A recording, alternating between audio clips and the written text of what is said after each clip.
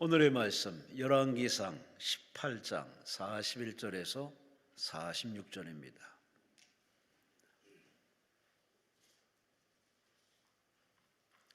열왕기상 18장 41절에서 46절. 인상을 피세요. 설교하시는 분 시험 듭니다. 편안한 얼굴로 예배드리시 바랍니다. 열왕기상 18장 41절에서 46절 우리 함께 말씀을 합독하십니다. 엘리야가 아합에게 이르되 올라가서 먹고 마시소서. 큰 빗소리가 있나이다. 아합이 먹고 마시러 올라가니라. 엘리야가 갈멜산 꼭대기로 올라가서 땅에 꿇어 엎드려 그의 얼굴을 무릎 사이에 넣고 그의 사환에게 이르되 올라가 바다 쪽을 바라보라. 그가 올라가 바라보고 말하되 아무것도 없나이다. 이르되 7번까지 다시 가라. 7번째 이르러서는 그가 말하되 바다에서 사람의 손만한 작은 구름이 일어나나이다. 이르되 올라가 아합에게 말하기를 비에 막히지 아니하도록 마차를 갖추고 내려가소서 하라 하니라. 조금 후에 구름과 바람이 일어나서 하늘이 캄캄해지며 큰 비가 내리는지라. 아합이 마차를 타고 이스라엘로 가니 여호와의 능력이 엘리야에게 임하며 그가 허리를 동이고 이스라엘로 들어가는 곳까지 아합 앞에서 달려갔더라. 아멘. 아멘. 성동구 금호동에 위치한 옥수중앙교회 우리 호영환 목사님, 오늘 본문을 가지고 불로응답하시는 하나님 말씀을 전해주십니다. 하나님께 감사와 영광을 돌리시기 바랍니다. 할렐루야. 여기 오늘 어디 오셨습니까? 강남 금식 기도원, 그러니까 기도원에 오신 거예요. 오늘 교회, 여러분들이 섬기는 교회에 가신 것이 아니고 기도원에 오셨습니다. 기도원이라고 이렇게 이름을 붙인 것은 기도하려고 기도원이에요. 맞죠? 네. 그리고 또 기도원에 오셔서 기도하려고 하면 꼭 목표가 있고 그 다음에 응답받아야 되겠다 하는 이런 마음의 확신을 가지셔야 되는 겁니다. 여기 오늘 점심이 좀 싸가지고 점심 잡수러 오신 분들 계십니까? 여기 맛있다고 그러는데 점심이나 먹고 한번 슬슬 바람이나 쐴까 하고 오신 분들 있으시다면 그분들은 괜히 오신 거지요. 오늘 오신 목적은 기도원에 기도하기 위해서, 또 제일 중요한 건 나니까 내가 하나님 앞에 부르짖고 있는 이런 기도의 제목들 주님 꼭 응답해 주옵소서. 제가 이렇게 볼 때 연세 드신 분들도 오시고 그리고 젊은이들도 오셨는데, 오늘 연세 드신 분들은 남은 모든 여생 동안에 하나님께서 건강도 주시고 또 그리고 기도하는 바들을 응답해 주셔서 그때그때 행복감을 느끼도록 역사하시고, 젊은이들은 앞날을 바라보면서 오늘 그 비전 가운데 하나님께서 길을 여시고 또 하나님의 큰 도구로 사용해 달라고 이와 같은 목적을 가지고 오늘 하나님 앞에 기도하는 중에 하나님께서 꼭 응답하시고, 내가 강남 금식 기도원 가서 기도했더니 하나님이 이렇게 구체적으로 응답하셨다. 그래야 나도 좋고 강남 금식 기도원도 좋은 거예요. 그 소문 듣고 다른 사람이 막 이렇게 오지, 요즘에 갑시다 이래서 오는 세상 아니에요. 절대로. 요즘 정말 여러 가지로 힘든 세상이에요. 우리 교인들도 마찬가지예요. 제가 갑시다 그런다고 따라오고 이러지 않아요. 차라리 가만 내버려두면 와. 요즘 얼마나 어려운 세상인지 몰라요. 그러니까 오늘 이 시간에 분명한 것은 간증이 있고, 그 다음에 오늘 내가 체험을 하고, 기독교의 신앙은 본래가 체험적 신앙이기 때문에 꼭 체험하셔야 돼요. 그래야 확신을 가지고 나갈 수 있으니까 오늘 이 시간에 특별히 육신의 질병으로 고통당하는 자들 오늘 믿음으로 손을 얹고 기도해서 하나님께서 오늘 역사하시는 이런 치유의 은혜를 꼭 체험하는 이런 복된 시간들이 꼭 되시기를 주의 이름으로 축복합니다. 구약 성경의 역사를 통해서 보면 구약에는 대표적인 큰 두 기둥이 있는데, 오늘 이 구약 성경의 이 두 기둥, 두 영웅을 우리가 손꼽을 수 있다고 한다면, 한 사람은 모세, 그리고 또 한 사람은 엘리야. 모세는 율법의 대표라고 한다면 엘리야는 선지자의 대표예요. 참 세상을 살면서 이렇게 영웅이라고 불려지고 대표라고 불려지고 얼마나 영광스러운 그런 삶이었겠습니까? 모세가 그런 사람이었고 엘리야가 바로 그런 사람이었고, 그리고 더 나아가서 세상의 세월이 많이 지난 다음에 예수님께서 사랑하는 제자와 함께 변화산상에 올라갔을 때 그때에도 또 나타났던 두 명의 큰 인물이 있었는데, 한 사람은 누구예요? 주님과 함께 모세. 그리고 또 한 사람 누구예요? 주님과 함께 엘리야. 그러니까 너무 영광스러운 이 장면을 보면서 내려가지 말고 여기서 영원히 삽시다 할 만큼 아주 놀라운 이런 신비로운 체험을 했습니다. 그 사람 중에 한 사람인 엘리야라고 하는 사람이 있습니다. 어느 신학자는 이와 같이 이렇게 증언하는데, 엘리야라고 하는 사람은 철저하게 부패한 당시의 세대를 위해서 하나님께서 예비하신 가장 탁월한 선지자였다. 오늘 그렇게 평가를 하고 있습니다.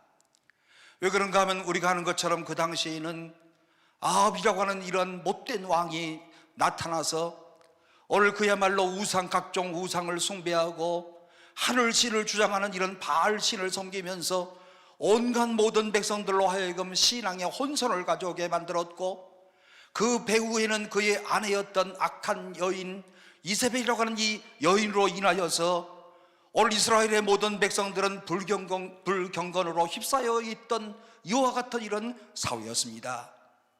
그때 그 민족에게 하늘의 메시지를 주시기 위하여서 하나님께서 사용하시는 사람이 바로 엘리야라고 하는 하나님의 사람이었습니다.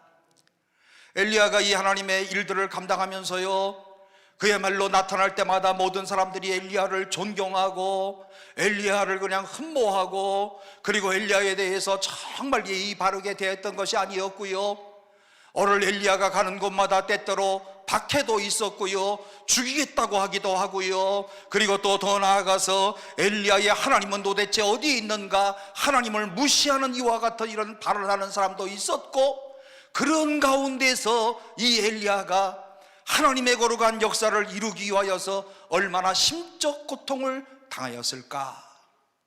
저는 목회자로서 이 엘리야에 대해서 가만히 묵상을 하면서 생각할 때 얼마나 많은 이런 고민을 했을까, 얼마나 많은 심리적인 이러한 낙심과 그리고 갈등을 했을까. 오죽했으면 하나님 앞에서 하나님이여 나를 죽여주세요, 하나님 나를 죽여주세요 하면서 하나님 앞에 이와 같은 이런 자기의 심정을 토로할 만큼 힘들었던 이런 시간이 있었을까.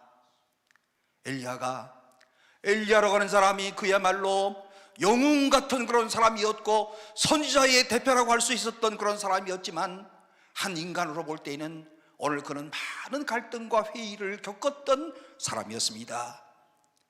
오늘 그렇지만 하나님께서 이 엘리야를 들어 쓰시는데요, 엘리야를 들어 쓰셔서 엘리야를 통하여서 하나님은 불로 응답하시는 하나님이시다라고 하는 이 사실을 우리들에게 증언해 주면서 오늘 이 시대를 살아가는 우리 모두에게도 어떠한 도전을 주는가 하면, 엘리야의 기도를 응답하신 하나님은 오늘 여기에 모인 모든 사람들의 기도도 응답하여 주신다.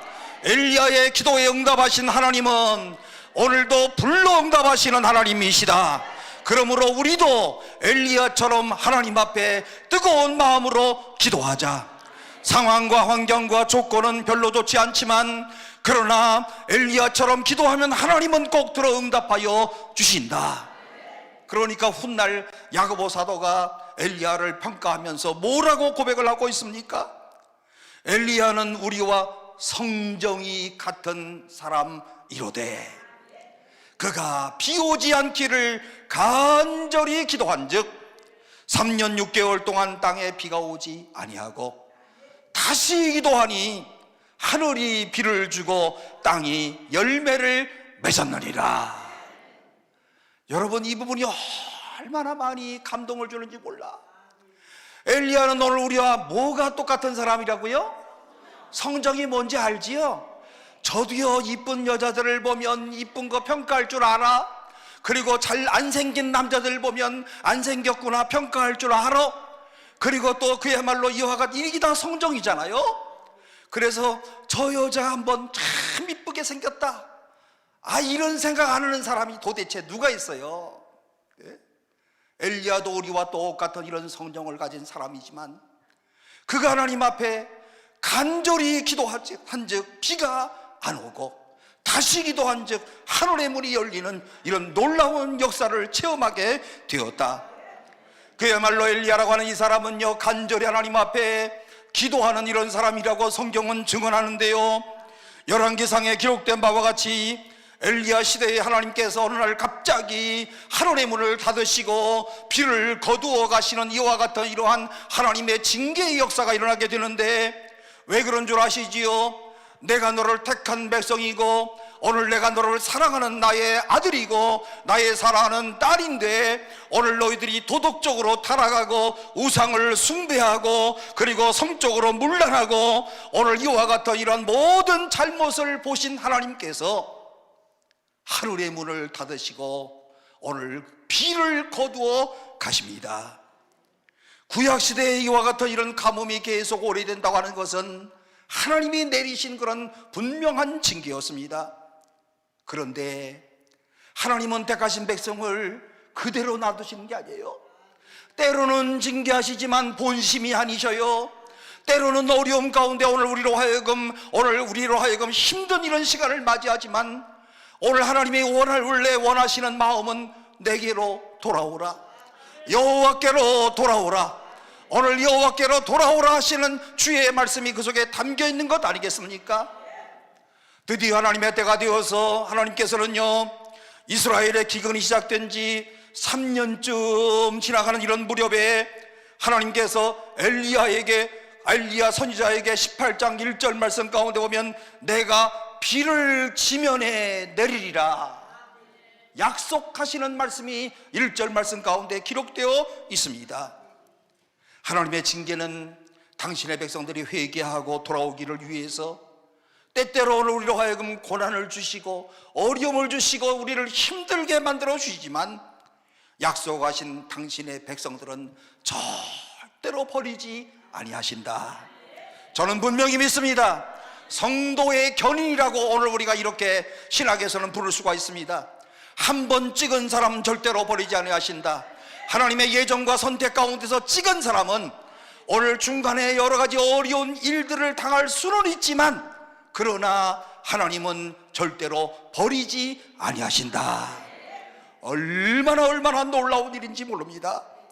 오늘 그런데 이 하나님의 음성, 이 약속을 믿은 엘리야는 오늘 본문의 말씀 가운데 보니까 어떻게 행동하는가 잘 보세요. 하나님의 약속을 받았습니다. 받자마자 오늘 그는 산꼭대기에 올라가서 엎드려서 하나님 앞에 간절하게 기도를 드립니다. 인간으로서는 이해가 되지 않아요. 약속만 받았어요. 약속을 받고 난 다음에 이 엘리야는 인간적으로는 이해되지 않지만 그러나 하나님께는 통하는 이런 행동을 하는데 오늘 그야말로 하나님의 약속을 받고 난 다음에는요, 반드시 기도라고 하는 이런 그릇에 담아가지고 믿음이라고 하는 이런 손에 들려지게 되는 거거든요. 오늘 여러분, 하나님의 약속이 없다면 절대로 기도할 필요가 없어요. 성경 66권의 말씀 가운데 이 모두가 다 약속의 말씀이에요. 그러므로 오늘 내가 살아가면서 이 약속의 말씀에 내 마음속에 부딪히는 것들, 나를 향하신 하나님의 약속이시구나, 오늘 이 하나님의 말씀을 우리가 묵상하는 가운데 오늘 내 심령 가운데 교훈을 주시는 것, 오늘 이것이 하나님이 나에게 약속해 주신 거구나. 중요한 것은 약속을 붙잡고 끝나는 것이 아니고 어떻게 해요? 하나님 앞에 엎드려 기도하는 겁니다. 약속이 있어서 기도하는 겁니다. 하나님의 약속을 믿으니까 기도하는 겁니다. 하나님이 오늘 우리에게 요구하시는 태도, 바로 엘리야의 태도와 똑같은 것인데 오늘 이 시간에 사랑하는 성도 여러분, 나를 향하신 하나님의 약속이 있는 줄로 믿으십니까? 오늘 하나님이 나에게 분명히 약속하시고 그 약속을 성취하신다고 믿으십니까? 이 약속을 믿고 엘리야처럼 엎드려 기도하시기를 바랍니다. 오늘 신구약 성경의 모든 말씀 가운데 특별히 하나님께서 오늘 우리에게 무엇을 약속해 주시는가 보면 특별히요 두 마디로 요약할 수 있는데, 하나는 무엇이든지 그리고 또 하나는 얼마든지. 하나님의 약속을 요 두 구절로 하는데 얼마나 가슴 벅찬 말씀인지 몰라요. 요한복음 14장 14절 이하의 말씀 가운데 보면 내 이름으로 무엇이든지 내게 구하면, 그 다음 뭐예요? 내가 시행하리라. 누가 시행하겠다고요? 내가가 누구예요? 하나님이 주께서 시행하여 주시겠다. 오늘 그러므로 이 시간에 하나님 앞에 나와서 그냥 왔다 한번 와볼까 했던 사람들도요, 오늘 이 시간에 마음속에 있는 이 모든 기도의 제목을 가지고 무엇이든지 구하면 주께서 시행하리라. 얼마나 놀라운 그런 약속이겠습니까? 뿐만 아니라 고린도후서 1장 20절 이하의 말씀 가운데 보면 하나님의 약속은 얼마든지 그리스도 안에서 예가 되니 그런즉 그로 말미암아 우리가 아멘하여 하나님께 영광을 돌리게 되느니라. 얼마든지 이해가 된다고요. 그러니까 얼마든지라고 하는 말 가운데 무엇이든지 기도하고요, 얼마든지 기도하고요, 그러면 뭐든지 다 주신다는 거예요. 얼마든지 주신다는 그런 말씀 아니겠습니까? 오늘 우리가 이 엘리야의 이 모습을 보게 되면은요, 비를 주신다고 하는 이런 하나님의 약속을 받았고, 오늘 그런데 오늘 무엇이든지 구하는 대로 주겠다. 내가 네가 구하는 것 얼마든지 허락하여 주겠다.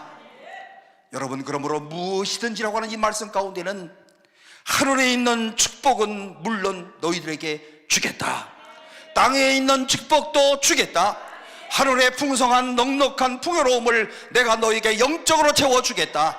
그래서 10년 가운데 날마다 영적으로 기뻐하고 감사하고 괜히 찬송이 나오고요, 마음에 정말 저희 신비로운 이런 하나님을 향하는 이런 감사의 마음이 생겨 영적으로 축복받은 사람인 줄로 믿습니다. 오늘 여러분들이 하나님께서 영적으로 여러분들에게 무궁하신 축복을 주신 줄로 믿습니다. 그런데 이 땅에 살아가는 날 동안 하늘의 축복만 주신 것이 아니고 육적인 축복도 주시는 거예요. 사실 영적인 축복도 엄청 좋은데 육적인 축복이 더 좋을 수도 있어. 이렇게 말하면 까딱 잘못하면 문제가 되니까, 육적 축복 싫은 사람 손 들어보세요. 아니, 육적인 모든 축복들 가운데서 자녀들이 잘 되는 거, 이거 축복 아닙니까? 이런 자녀들이 잘 되는 육적인 축복도 하나님이 주시고, 그 다음에 또 무슨 축복 주셔요? 아닌 척하고, 난 진짜 교인들 보면 미치겠어. 아닌 척하고, 돈들은 또 엄청 밝히면서 아닌 척하고들 앉아있어. 이 중에서 돈 싫은 사람 있으면 한번 손 들어봤어요. 예? 아, 이게 돈 많으면 좋잖아요. 예? 아멘들도 잘 안 해. 이게 막 안 될 걸 좀 아는 것 같아. 예? 돈 버는 거 이것도 육적 축복이잖아요. 예? 뭐 이거를 뭐 돈 많이 벌었으면 저주받은 겁니까? 예? 돈을 받아서 그 다음에 어떻게 쓰느냐, 이 문제 때문에 문제가 되는 거지. 일단은 하나님께서 오늘 우리가 이 땅에 살아가는 날 동안에 오늘 물질에 놀라운 풍성한 축복을 주시는 것, 오늘 이것도 하나님이 주시는 하늘의 놀라운 축복인 줄로 믿습니다. 내가 너를 장대하게 하고 너를 왕성하게 하고 마침내 거부가 되게 하겠다. 아유, 저는 그냥 막 이 구절 제가 올 때만 이 설교하죠. 창세기 26장 13절, 여호와께서 이삭에게 복을 주심으로 왕성하고 창대하여 마침내 거부가 되었더라. 예? 아, 이거 싫은 사람들은 아멘 또 하지 말아요. 차라리. 예? 그냥 매일 그냥 간들간들하게 살기를 원하시는 분들은 가만히 계셔도 돼. 그러나 오늘 나와 내 후손들이 이삭과 같이 이렇게 놀라운 하나님의 축복을 원하시는 분들은 진짜 거부가 된다니까요. 약속의 말씀은 절대로 변하지 아니하고 하나님의 말씀은 진실하신 주님의 말씀이다. 오늘 그러므로 우리에게 엘리야처럼 무엇이든지 구하고 얼마든지 구하는데요, 오늘 하나님은 어떤 분이신가? 사무엘상 15장 29절 이하의 말씀 가운데 보면 이스라엘의 지존자는 거짓이나 변개함이 없으시니 그는 사람이 아니심으로 결코 변개하지 아니하심이니라. 여러분, 목회하면서 제일 힘든 게 뭔 줄 알아요? 요 변개하는 사람들 때문에 힘들어 죽겠어. 변개하는 사람, 변개가 뭔지는 알아요? 예? 어제는 그냥 간 빼고 쓸게 줄 것처럼 그냥 해거리고 난리를 치다가 그 다음에 날은요 갑자기 그냥 이유 없이 그냥 하얀 눈동자를 뜨고 돌아다녀. 예? 까만 눈동자는 어디다가 팔아먹었는지. 야, 그때 당신 왜 그래? 이런 말 할 수 있어요, 없어요? 그 집에 가서 계속 하면 왜 그러지?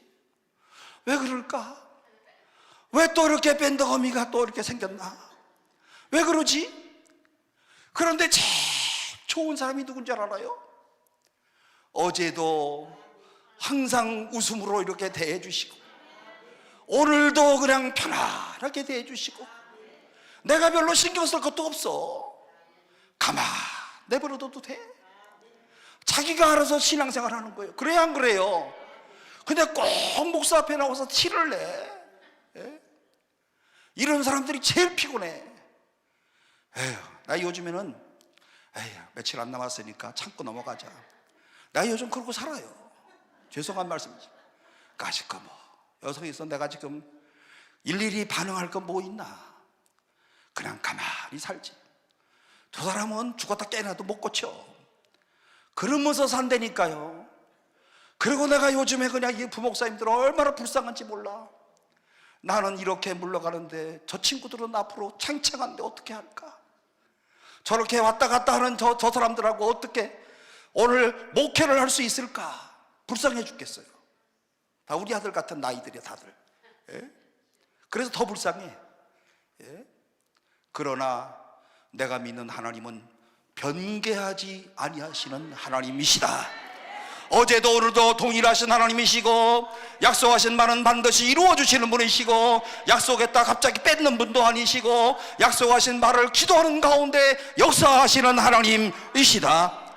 그러므로 이 약속은 절대적인 그런 약속이고 오늘 문제가 남아있다고 한다면 오늘 남아있는 문제가 무엇인가 하면 이제 우리는 약속하신 바를 믿고 엘리야처럼 엎드려 하나님 앞에 기도하는 일이 남았습니다.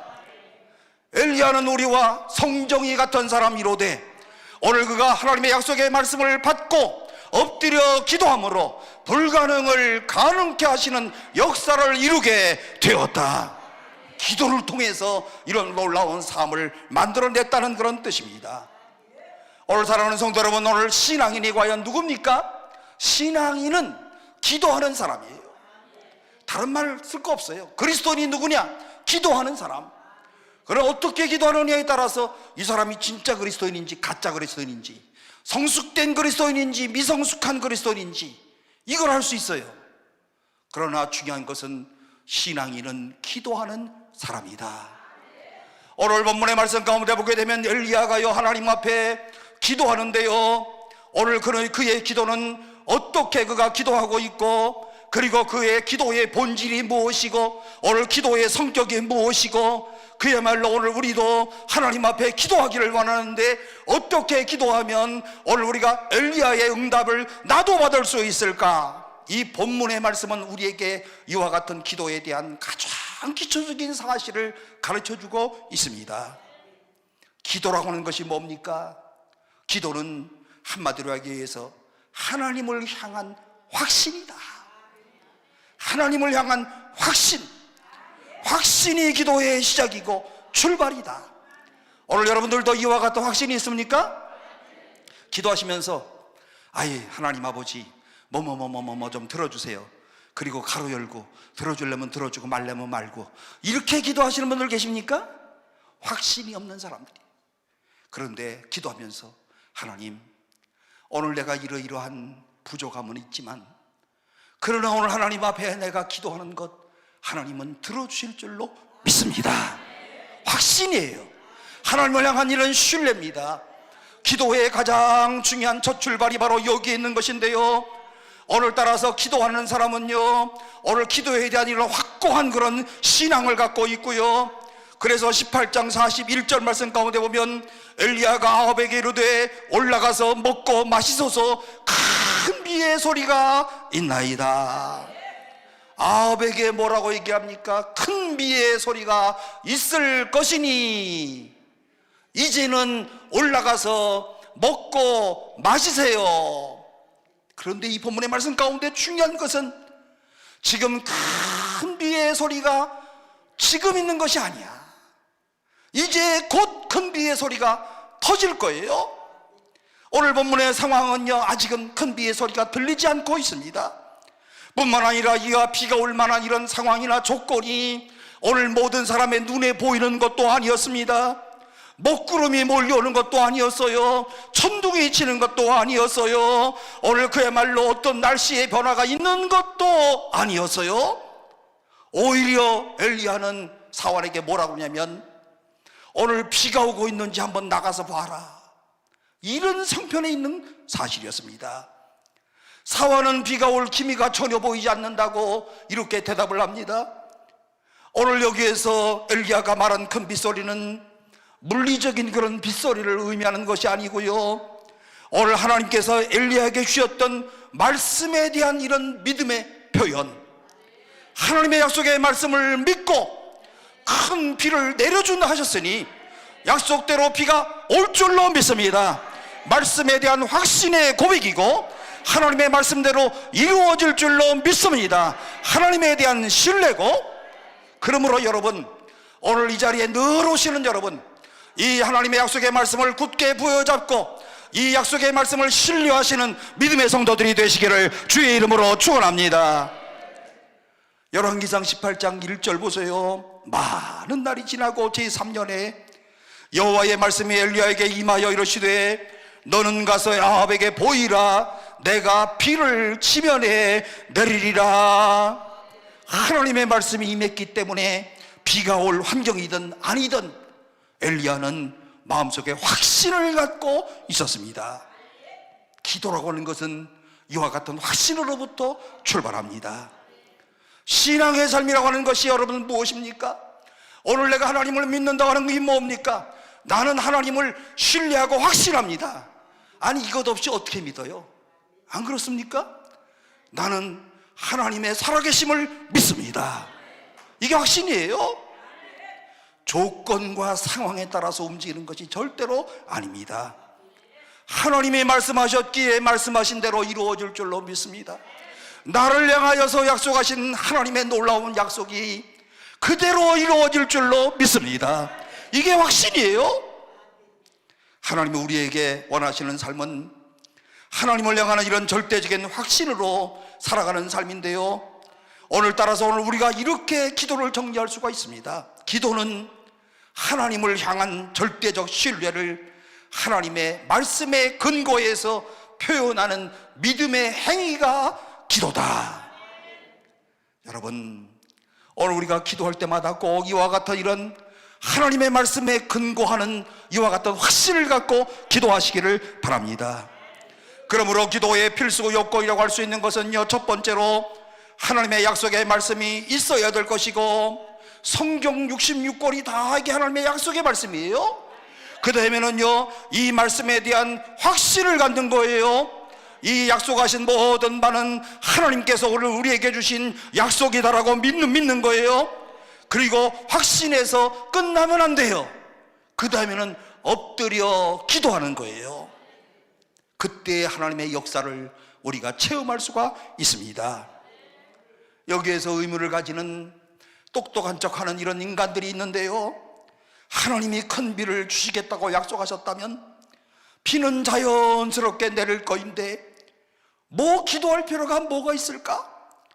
전능하신 하나님은 내가 구하지 않아도 나를 알고 계시는 분이고 나의 모든 폐부의 심장까지도 꿰뚫어 아시는 분이신데 굳이 내가 힘들게 기도할 필요는 뭐가 있겠는가? 하나님이 그냥 주실 텐데 기다리기만 하면 되지. 그리고 또 신학을 조금 아는 사람들은요, 또 이렇게 얘기해. 하나님의 주권 속에서 있는 것인데 언젠가는 이루어지겠지? 아주 뭐 그럴듯하게 얘기하는 이런 사람들이 있어요.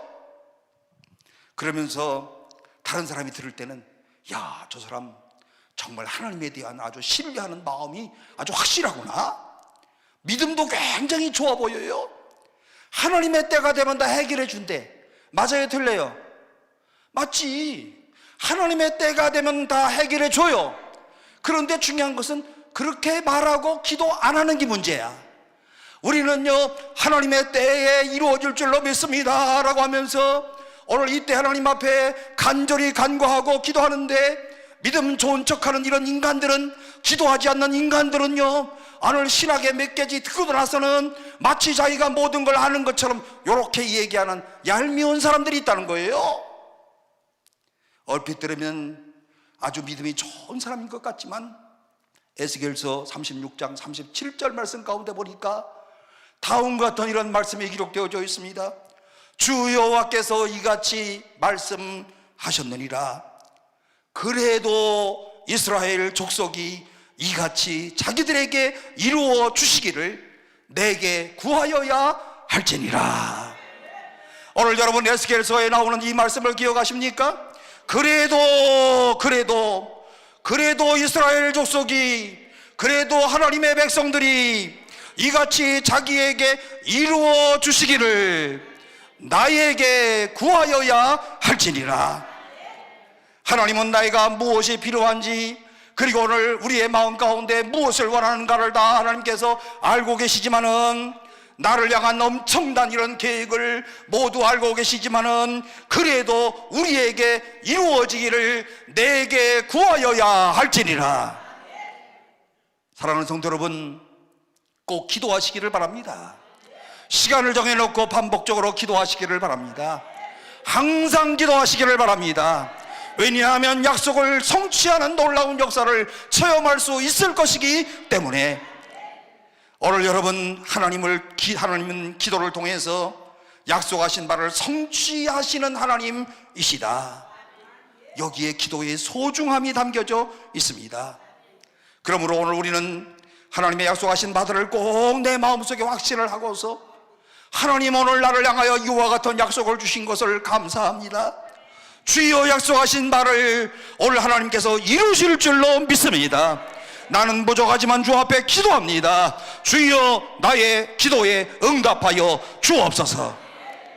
이런 확신을 가지고 날마다 주의 보좌 앞으로 가까이 나아가시는 복된 성도들이 되시기를 주의 이름으로 축복합니다. 그러면 어떤 자세를 가지고 기도할까? 기도라고 하는 것은요, 하나님을 향하여서 집중하는 거예요. 하나님께 몰입해서 기도하는 거예요. 세상과 단절하고 그리고 하나님께만 집중하는 거예요. 이게 바로 오늘 우리의 기도해야 하는 자세 아니겠습니까? 오늘 하나님 앞에만 내가 집중해서, 여러분이요, 요즘 세상에는요, 그야말로 해야 될 것들이 너무 많으니까 특별히 이 핸드폰이 마귀야. 이게 제가 이렇게 보면 예배 시간에 핸드폰 갖고 장난치는 사람들 엄청 많아. 예? 아니 뭐 좀 적는 것처럼 하면서 거기서 무슨 네이버 뉴스 틀어놓고 그냥 뭐 아주 별별 짓들을 하는 사람들이 꽤 많아. 그게 집중하는 겁니까? 기도하면서요, 딴 생각하면서 늘 기도해. 집에 가서 빨리 할 생각하면서도 기도, 계획 세우면서. 그래서 속으로는 또 하나님이 계획을 주신다고 생각하는지 내 모르겠어요. 집중하는 자세로 하나님 앞에 기도해야 되는 것입니다. 하나님께 대한 이런 확신이 가득 찬 엘리야는요, 갈멜산 꼭대기에 올라가서 오늘 우리가 하는 것처럼 무릎 사이에 이 얼굴을 넣고 하나님 앞에 간절하게 기도하는데, 42절 보니까 엘리야가 갈멜산 꼭대기로 올라가서, 왜 산 꼭대기로 올라갔을까? 왜 엘리야가 산 꼭대기로 올라갔을까?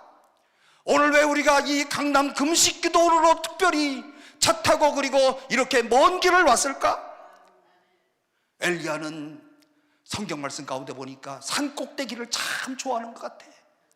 높은 데를 굉장히 좋아하는 것 같아요.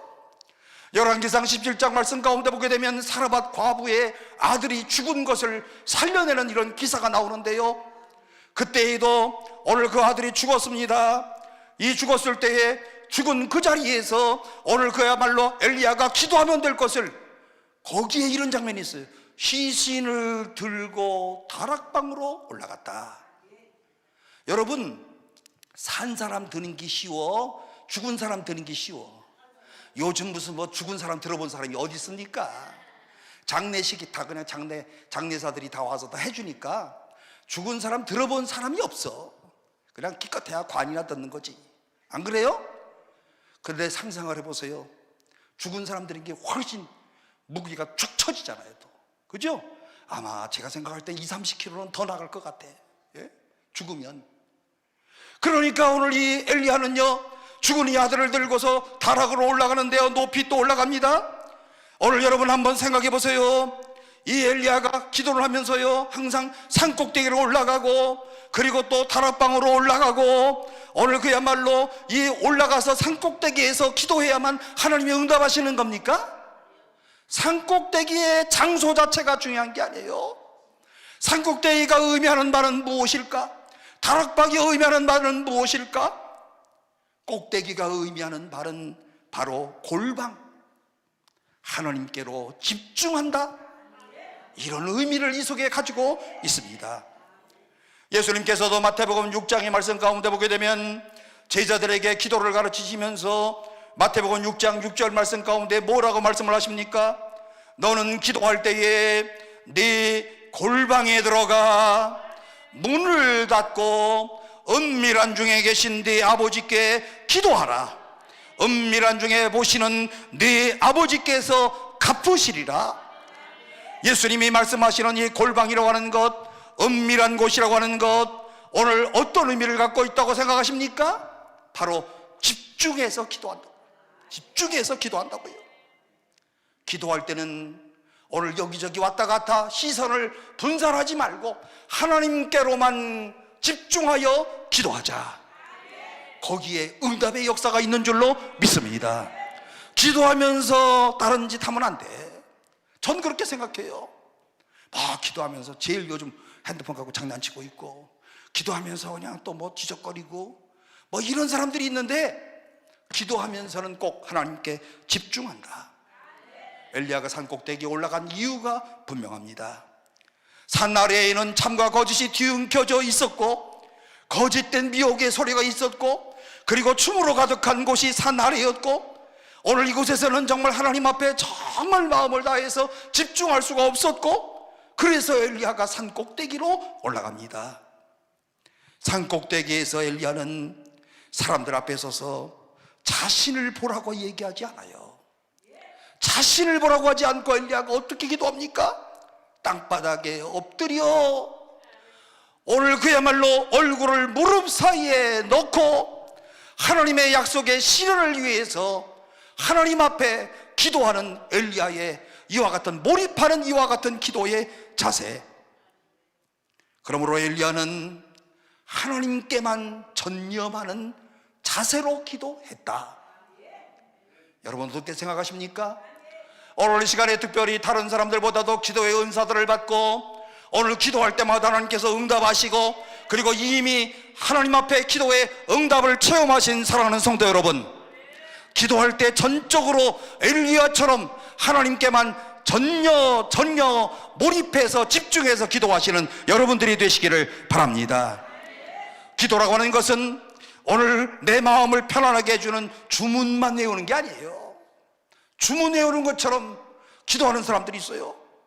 내 가슴에 맺혀있는 한을 푸는 것도 아니에요. 오늘 기도는 내 영과 육 전체가 하나님 앞에 몰입하고 하나님 앞에 집중해서 오늘 내 마음의 소원을 살아계신 하나님 앞에 올려드리는 것, 이게 기도예요. 왜 그러면 이런 기도를 드린 줄 아십니까? 응답하실 거니까. 응답하실 확신을 가지고 이런 기도를 드립니다. 오늘 이 자리에 오신 성도 여러분, 여러분들은 다른 분들에 비하면 기도를 많이 한다고 할 수 있는 성도들이라고 저는 생각을 합니다. 그런데 오늘 이 엘리야의 기도를 통해서 오늘 우리가 배운 그대로 좀 더 오늘 우리가 기도를 효과적으로, 기도의 본질에 벗어나지 않도록 우리 앞에 기도로 승리했던 사람들의 모범을 따라서 우리도 기도하여 내가 살아있는 생애 동안에 하나님의 놀라운 역사들을 꼭 체험하시기를 바랍니다.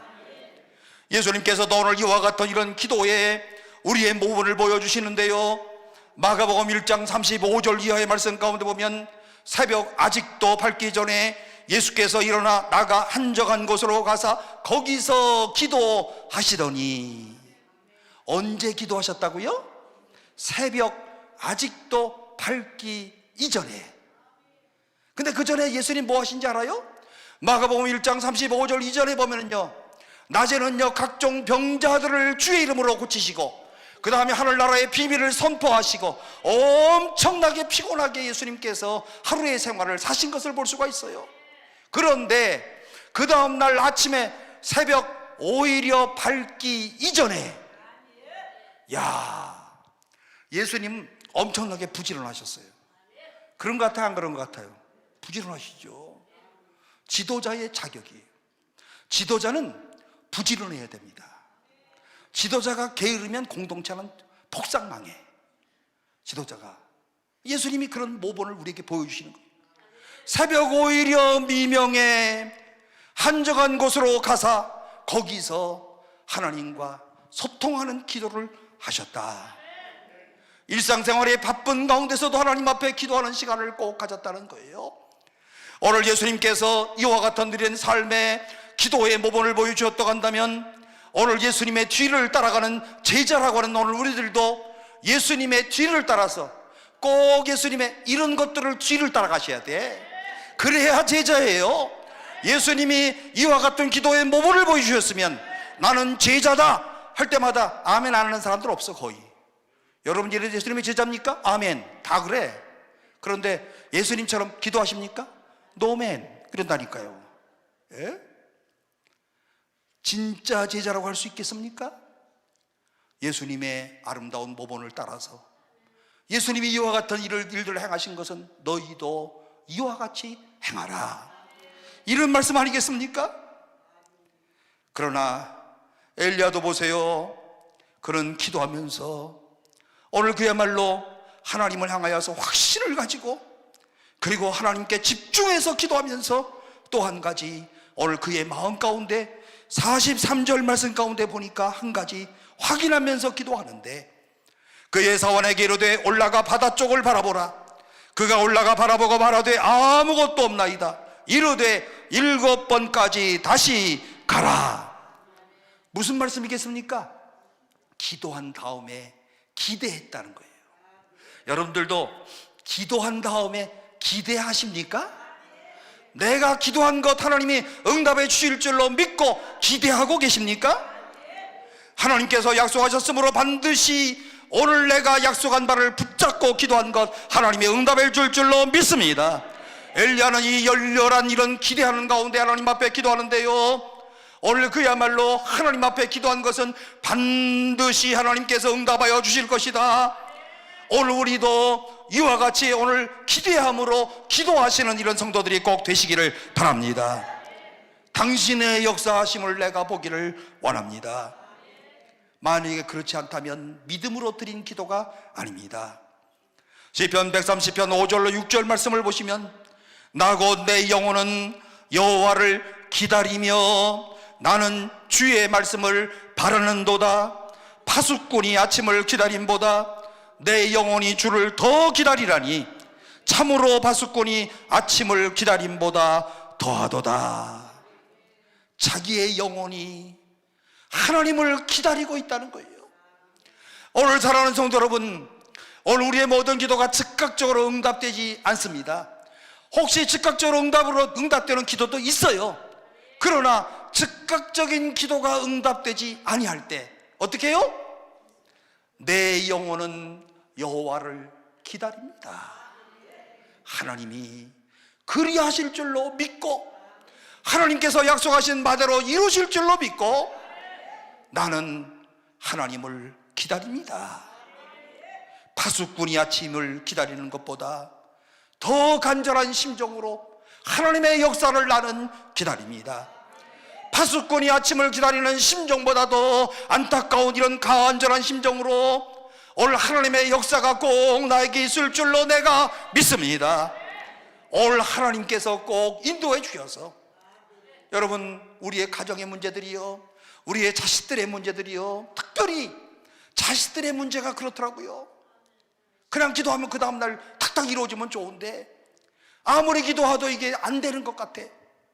그러나 오늘 본문의 말씀을 의지해서 오늘 여호와 하나님을 내 영혼이 기다리면서 이루실 하나님의 놀라운 역사를 우리 마음 가운데 확신하시기를 주의 이름으로 축원합니다. 이사야서 30장 18절 이하의 말씀 가운데 보면, 그러나 여호와께서 기다리시나니 이는 너희에게 은혜를 베풀려 하심이요 일어나시리니 이는 너희를 긍휼히 여기려 하심이라. 대저 여호와는 정의의 하나님이시라. 그를 기다리는 자마다 복이 있도다. 이사야 30장 18절, 그를 기다리는 자마다 복이 있도다. 믿으십니까? 하여튼간 잘 기다리시기를 바랍니다. 주여 역사하시기를 원합니다. 하나님을 내가 기다립니다. 기도한 대로 응답될 줄로 믿습니다. 과정 속에서 금방 이루어지지 않아도요, 절대로 낙심하지 않아. 왜요? 이제 곧 하나님이 응답하실 거니까. 나는 믿음으로 기다리고 있으니까. 여러분, 오늘 이것이 바로 우리 인생의 삶이, 과정이 그런 거 아니겠어요? 내 마음대로 모든 것이 기도할 때마다 즉각적으로 탁탁탁탁 되어지지 않는다 하더라도 나는 늘 주님을 기다리면서 한 가지 한 가지 이루고, 그리고요, 인생을 살면서 어느 시점에 와서 뒤를 돌아다 보니까 돌아왔던 모든 삶에서 하나님이 다 응답해 주셨어. 넘치도록 응답하여 주셨어요. 내가 기도한 것보다도 더 많은 것으로 축복하여 주셨어요. 이게 오늘 여러분 우리의 신앙인의 삶에서 발견하는 하나님의 놀라운 축복들 아니겠습니까? 오늘 그러므로 파수꾼이 아침을 기다리듯이 일어나시는 하나님, 그리고 행동하시는 하나님, 역사 속에 들어와서 당신들의 백성들의 억울한 사정을, 그리고 모든 답답한 것들을 풀어주시기 위하여서 역사하실 하나님, 하나님이여 일어나시옵소서. 하나님이여 일어나시옵소서. 하나님이여 행동하여 주옵소서. 오늘 나의 모든 삶에서 하나님이여 역사하여 주옵소서. 부르짖으며 기다리는 것이 얼마나 중요하겠습니까? 여러분, 사도행전 12장의 말씀 가운데 보게 되면 기대하지 않고 무턱대고 기도만 했던 사람들이 있어요. 사도행전 12장에 아시죠? 베드로가 감옥에 갇혔어요. 그래서 예루살렘 교회의 온 교우들이 베드로의 구출을 위해서 간절히 기도했어요.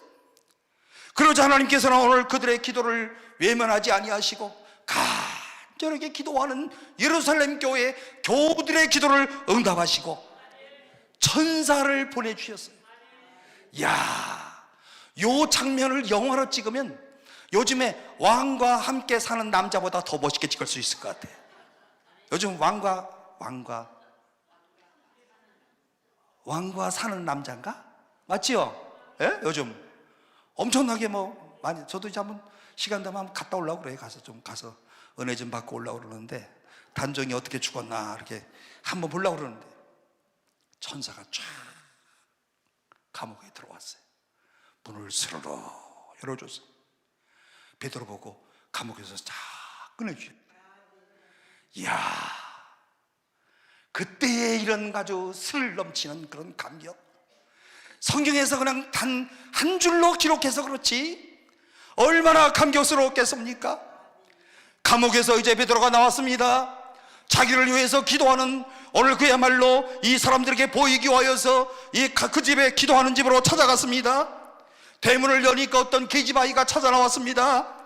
베드로의 음성을 듣고 오늘 기도하는 무리들에게 이 계집아이가 가서 뭐라고 얘기합니까? 베드로 선생님 오셨습니다. 베드로 선생님 오셨습니다. 그때 기도하던 사람들의 반응이 뭡니까? 야, 이 미친년아, 네? 너 미쳤구나. 여기 요즘 욕 좀 하면 또 안 되는 것 같은데, 네. 네. 너 미쳤구나. 너 미쳤어.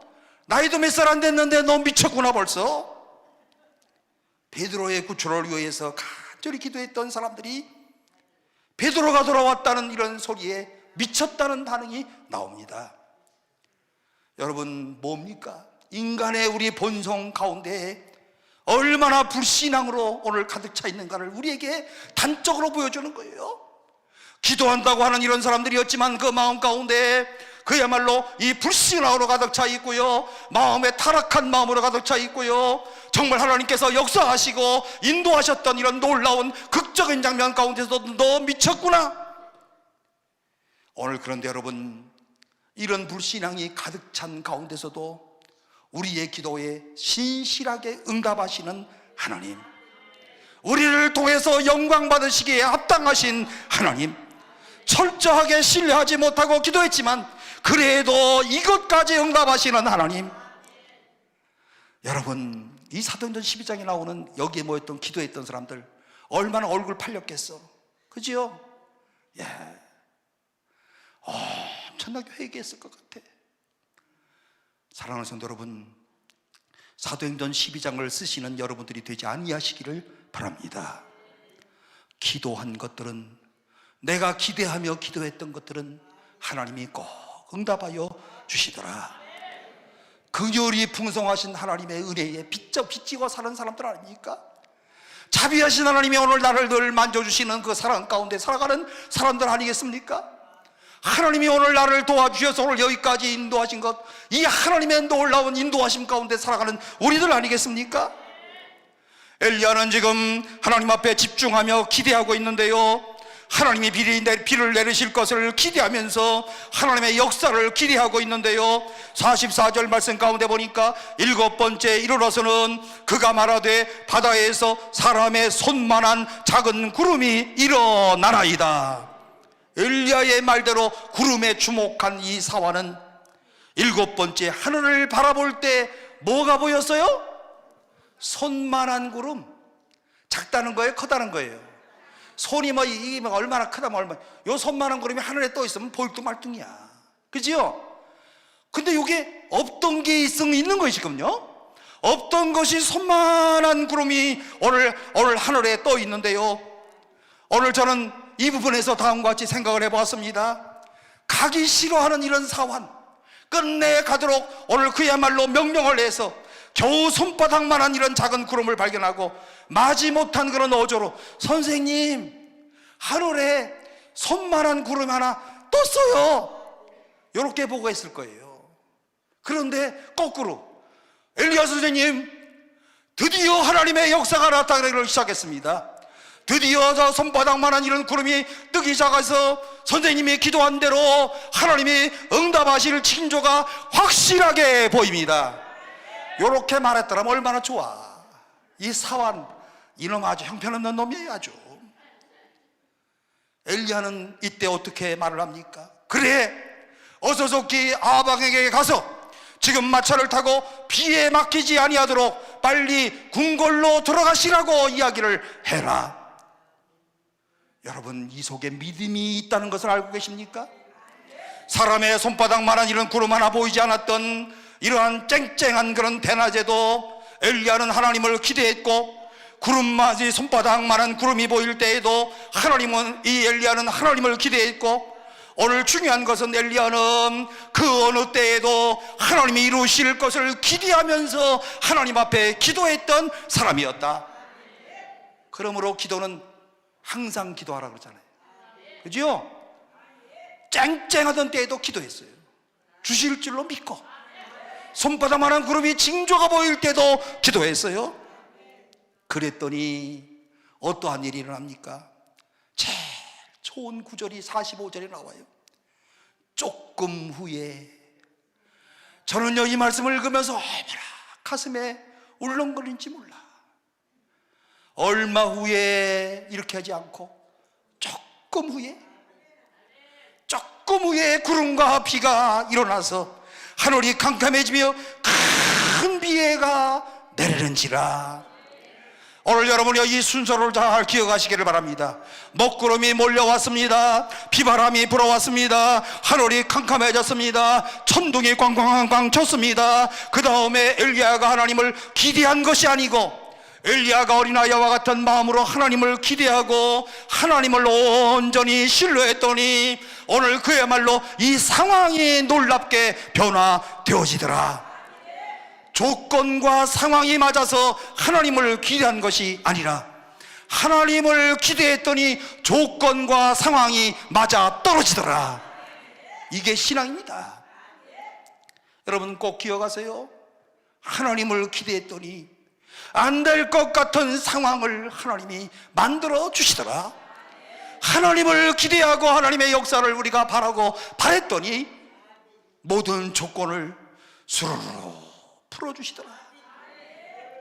저는 요즘에 제일 좋아하는 게 그거예요. 모든 건 하나님이 열어주시고 하나님이 풀어주시고 하나님이 환경을 만들어주시고 저는 다 100% 믿습니다. 똑똑하다고 해서 잘 되는 거 아니에요. 서울대학교 나와서 출세하는 거 아니에요. 하나님께서 열어주시는 놀라운 축복을 받은 자들이 길이 열려지는 줄로 믿습니다.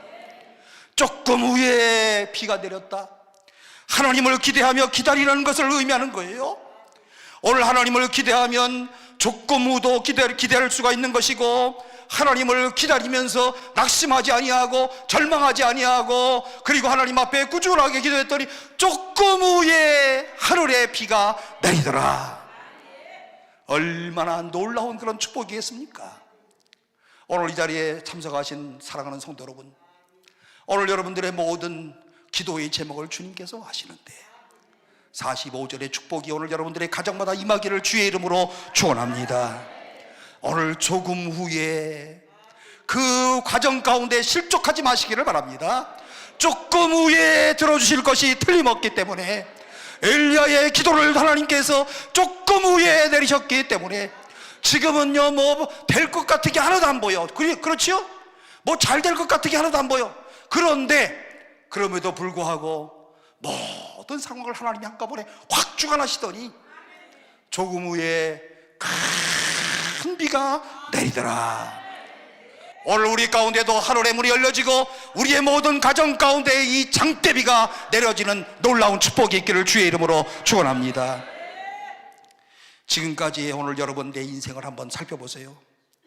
정말 나는 하나님을 기대하며 살았는지 아니면 여전히 나를 의지하면서 살았는지, 오늘 이른 아침에 눈을 뜨고 정말 하나님이 역사하실 것을 기대하면서 하루의 삶을 출발하고 있는지, 아니면 그냥 하루 그럭저럭 아침에 일어나서 그냥 뭐 하는지 모르고 그냥 왔다 갔다 하다가 또 저녁이 되면 또 잠자리에서 자는지, 도대체 무엇을 위하여서 살아가고 있는지 오늘 이 시간에 한번 조용히 생각해 보시기를 바랍니다.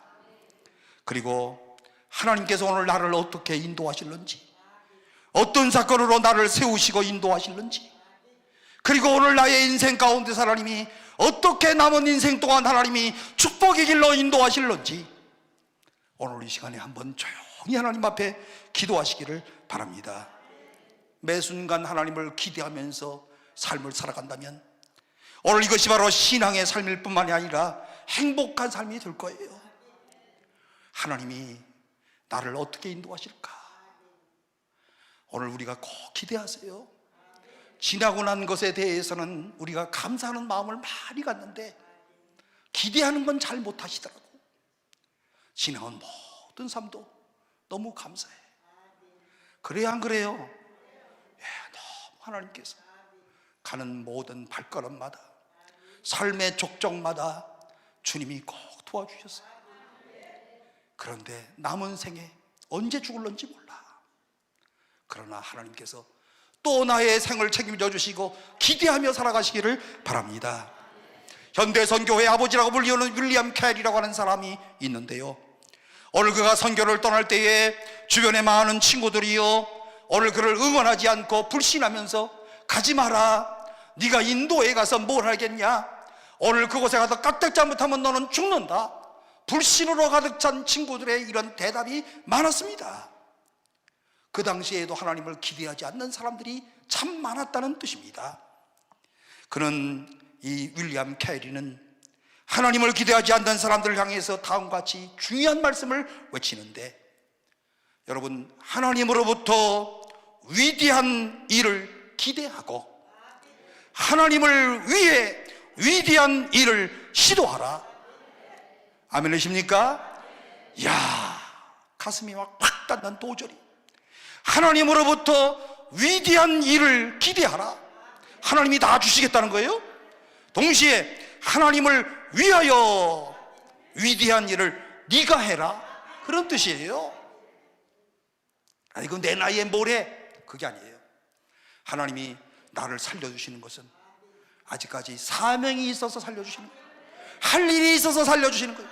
아무리면 90살이 됐어도 하나님이 안 데려가시는 이유는 뭔지 아세요? 할 일이 있어. 권사님 맞아요, 틀려요? 할 일이 있어. 여기 지금 권사님은 일단은 강남금식기도원 베스트 멤버야. 여기다. 보자. 아멘, 아멘. 항상 강사들이 와서 저 권사님 오셨나 안 오셨나 찾아본다니까. 나는 이 권사님 이름도 몰라요, 사실은. 그런데 강대상에 다 올라오면서 권사님 오셨나? 여기 찾아보니까 오늘 또 이쪽으로 가셨어. 여기 계신 분들한테 밀렸어. 예? 예? 사명이에요. 강남금식기도원에 가면 이러한 분들이 자리를 잡고 교회와 나라를 위해서 기도하더라. 하나님을 기대하지 아니하면 아무것도 시도할 수 없어요. 하나님을 믿는 신앙의 삶을 살아가는 성도 여러분, 하나님을 위해서 아무것도 시도하지 않고 마침표를 찍는다면 잘 살았다고 말할 수가 없어요. 하나님께 대한 확고한 믿음을 가지고 기도하면서 하나님께 집중하고 하나님을 기대하면서 하나님의 역사를 이루는 엘리야 같은 하나님의 사람들 모두가 되시기를 주의 이름으로 축원합니다. 이런 기도의 삶으로 승리하시기를 주의 이름으로 축복합니다.